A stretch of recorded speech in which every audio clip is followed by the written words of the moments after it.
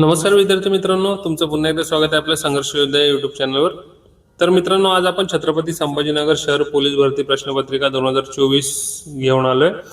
त्यामधले आपण जसं की आपला पॅटर्न आहे मराठी व्याकरण, इतिहास, भूगोल, संविधान, चालू घडामोडी आणि सामान्यांचे प्रश्न आपण या व्हिडिओच्या माध्यमातून कव्हर करणार आहोत.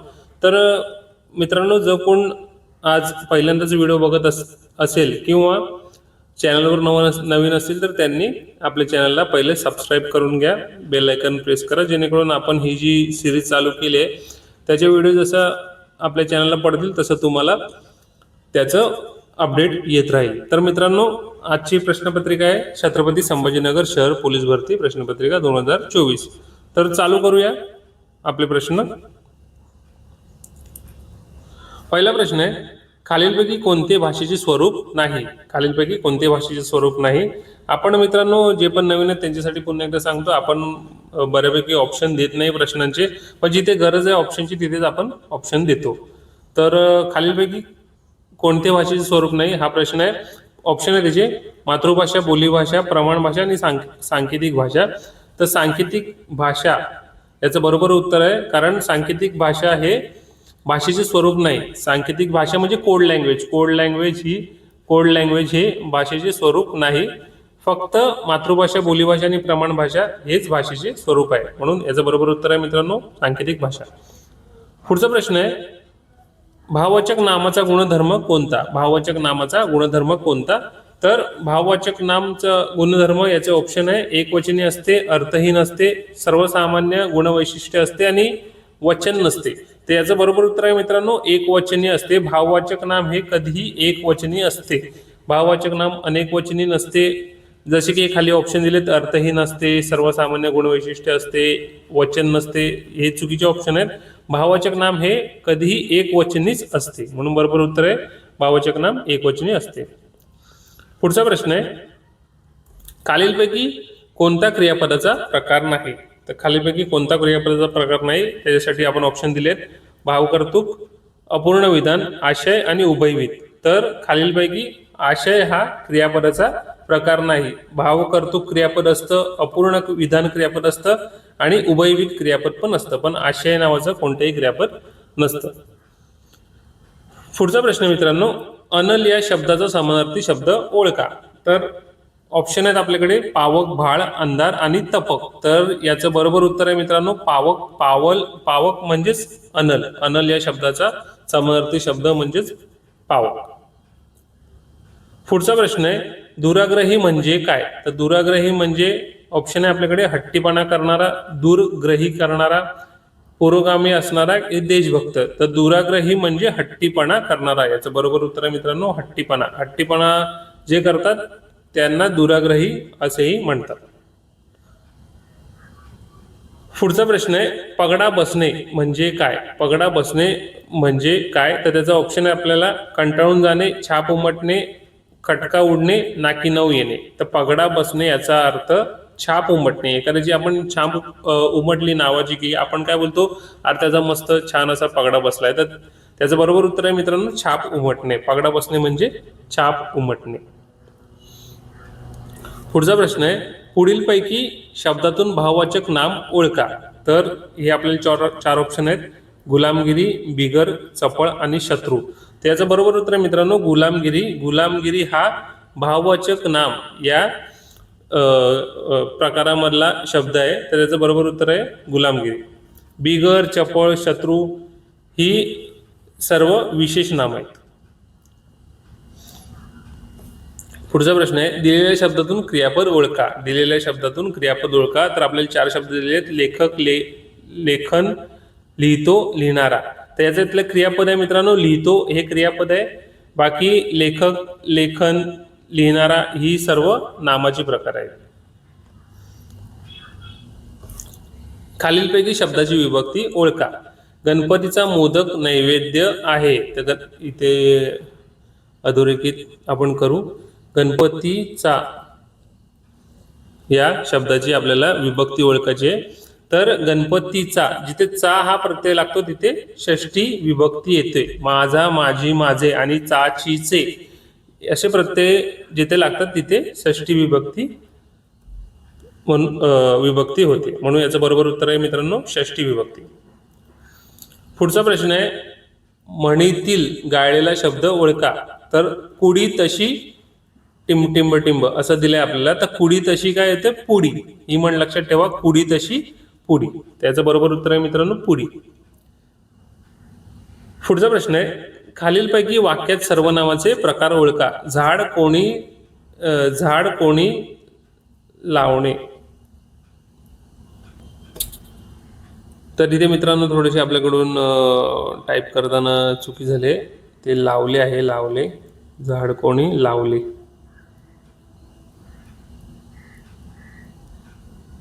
झाड कोणी लावले. तर हे आहे प्रश्नार्थक सर्वनाम. झाड कोणी लावले, इथे प्रश्नचिन्ह आहे. कोणी लावले म्हणजेच प्रश्न विचारले, म्हणून इथे झाले प्रश्नार्थक सर्वनाम.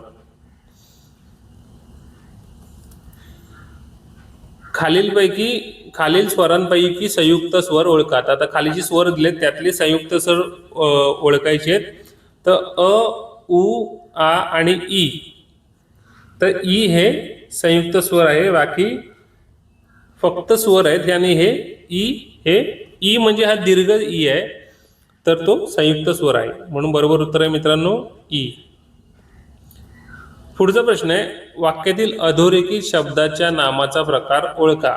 तर इथे अधोरेखित शब्द आहे धूर्त.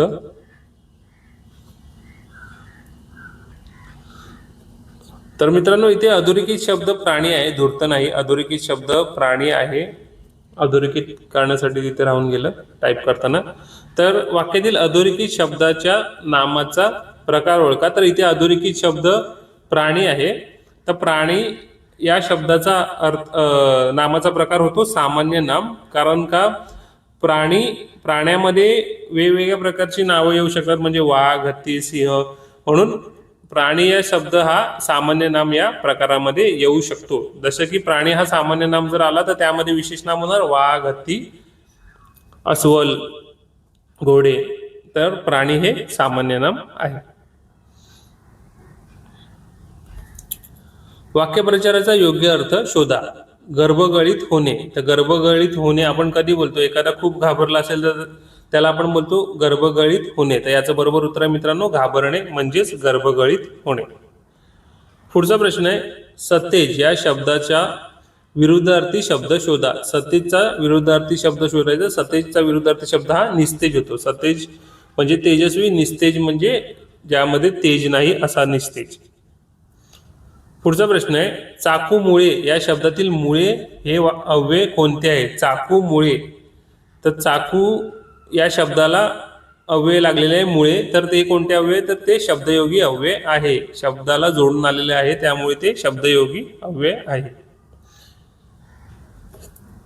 उष्णता शब्दातील लिंग ओळखा. तर उष्णता हा शब्द आपण कोणत्या लिंगामध्ये म्हणतो? तर उष्णता म्हणजे ती उष्णता. तर ती म्हणजे स्त्रीलिंगी. उष्णता हा शब्द स्त्रीलिंगी या शब्दामध्ये मोडतो, त्यामुळे बरोबर उत्तर आहे मित्रांनो स्त्रीलिंगी. पुढचा प्रश्न आहे, ग्रामगीता या ग्रंथाचे लेखक कोण आहेत? ग्रामगीता हा ग्रंथ कोणी लिहिला? तर राष्ट्रसंत तुकडोजी महाराज यांचा हा ग्रंथ आहे ग्रामगीता. तर याचे लेखक आहेत राष्ट्रसंत तुकडोजी महाराज. पुढचा प्रश्न आहे, भाववाचक नाम नसलेला शब्द ओळखा. भाववाचक नाम नसलेला शब्द ओळखा म्हणजे खाली आपल्याला शब्द दिले शांती, संत, प्रेम आणि खंत. तर यातला भाववाचक नाम नसलेला शब्द आहे संत. संत हे सर्वनामातला हा प्रकार किंवा नामातला हा प्रकार आपल्याला म्हणता येईल संत. तर शांती, प्रेम आणि खंत ही सर्व भाववाचक नामे आहेत, त्यामुळे बरोबर उत्तर आहे मित्रांनो संत. पुढचा प्रश्न आहे, अनुराग शब्दाच्या विरुद्धार्थी शब्द ओळखा. अनुराग या शब्दाचा विरुद्धार्थी शब्द आहे राग. रागाचा विरुद्धार्थी शब्द हा अनुराग होतो. पुढचा प्रश्न आहे, मुलाने आंबे खाल्ले. मुलाने आंबे खाल्ले वाक्यातील प्रयोग ओळखा. तर इथे कर्मणी प्रयोग होतो. पुढचा प्रश्न आहे, छत्रपती संभाजीनगर जिल्ह्यातील खालीलपैकी सर्वात उंच डोंगर रांग कोणती आहे? तर त्याचे ऑप्शन आहे अंतूर, सतोडा, अब्बासगड, अंजिता. त्याचं बरोबर उत्तर आहे मित्रांनो, या सर्वांमधील सर्वात उंच डोंगर रांग ही अंतूर ही आहे, म्हणून बरोबर उत्तर आहे अंतूर. पुढचा प्रश्न आहे, हिमृशाली खालीलपैकी कशाने बनवतात? हिमृशाली ह्या ज्या शाली आहेत हे खालीलपैकी कशाने बनवतात? त्याचं डायरेक्ट उत्तर आपल्याला माहिती असायला पाहिजे, म्हणून मी डायरेक्ट उत्तर दिलंय. त्याचं उत्तर आहे मित्रांनो रेशीम आणि कॉटन यापासून हिमृशाली बनवतात. तर पुढचा प्रश्न आहे मित्रांनो, छत्रपती संभाजीनगर या शहरातील भडकल गेट हे कोणी बांधले? तर मित्रांनो याचं उत्तर आहे मलिक अंबर यांनी छत्रपती संभाजीनगर शहरातील भडकल गेट हे बांधले.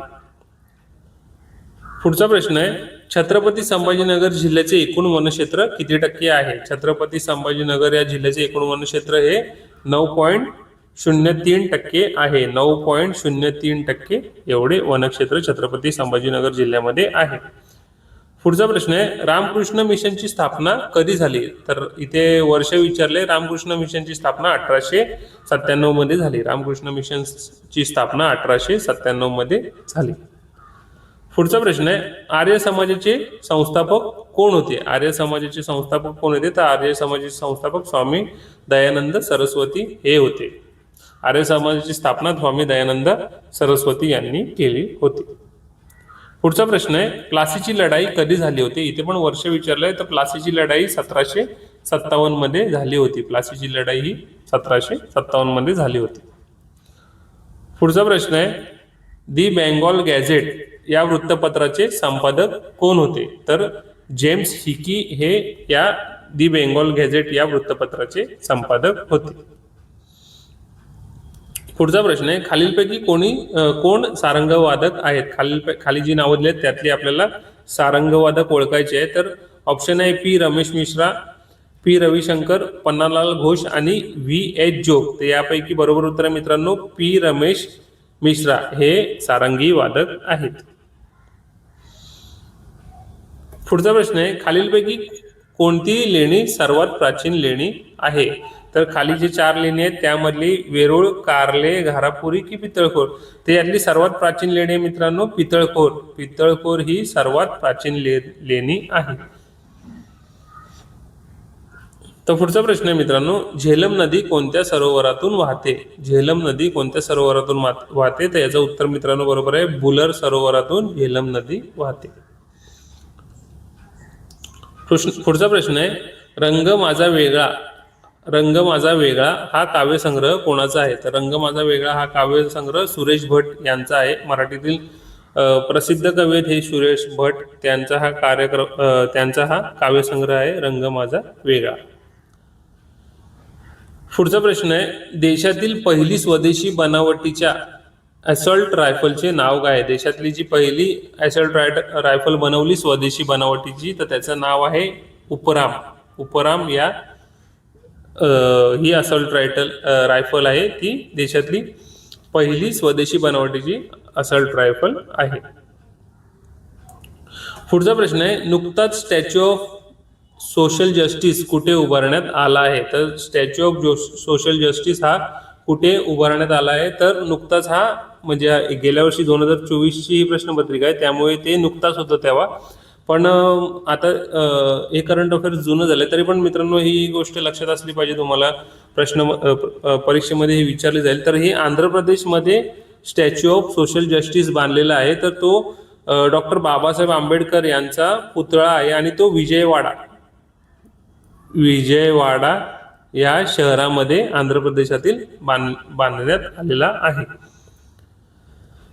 पुढचा प्रश्न आहे, सन 2024चा दादासाहेब फाळके पुरस्कार सर्वोत्तम दिग्दर्शक पुरस्कार कोणाला मिळाला? दादासाहेब फाळके पुरस्कारामधला सर्वोत्तम दिग्दर्शक पुरस्कार 2024चा कोणाला मिळाला? तर तो संदीप रेड्डी वांगा यांना मिळालेला होता. काहीतरी तो ॲनिमल म्हणून तो कोणता मूवी आलेला, त्याचे हे डायरेक्टर आहेत संदीप रेड्डी वांगा. त्यांना 2024चा दादासाहेब फाळके पुरस्कार देण्यात आला होता. पुढचा प्रश्न आहे, महाराष्ट्र पोलिसांच्या ध्वजामध्ये कोणते पारंपरिक चिन्ह असते? महाराष्ट्र पोलिसांच्या ध्वजामध्ये कोणते पारंपरिक चिन्ह असते? तर ते 5 टोकदार तारा असं चिन्ह असतं आणि त्यामध्ये पंजाचं चिन्ह असतं. तर हे लक्षात ठेवा तुम्ही. हा प्रश्न पोलीस भरतीला विचारण्याची दाट शक्यता असतात. हे पोलीस ध्वज, पोलीस चिन्ह यावर बऱ्यापैकी प्रश्न पडतात. त्यामुळे हे लक्षात ठेवा, महाराष्ट्र पोलिसांच्या ध्वजामध्ये कोणते पारंपरिक चिन्ह आहे, तर ते 5 टोकदार तारा. पुढचा प्रश्न आहे, महाराष्ट्र पोलीस दलातील C60 चे ब्रीदवाक्य कोणते? महाराष्ट्र पोलीस दलातील जी C60 पथक आहे त्याचे ब्रीदवाक्य आहे वीरभोग्य वसुंधरा. वीरभोग्य वसुंधरा. पुढचा प्रश्न आहे, वाढवण बंदर कोणत्या जिल्ह्यात होणार आहे? वाढवण बंदर हे कोणत्या जिल्ह्यात होणार आहे? तर त्याचं उत्तर मित्रांनो, पालघर या जिल्ह्यात वाढवण बंदर हे होणार आहे. पुढचा प्रश्न आहे, भावार्थ रामायण कोणी लिहिले? तर भावार्थ रामायण संत एकनाथ यांनी लिहिले. भावार्थ रामायण संत एकनाथ यांनी लिहिले. पुढचा प्रश्न आहे, पुढचा आणि शेवटचा प्रश्न आहे, बारसू हे रिफायनरी आहे.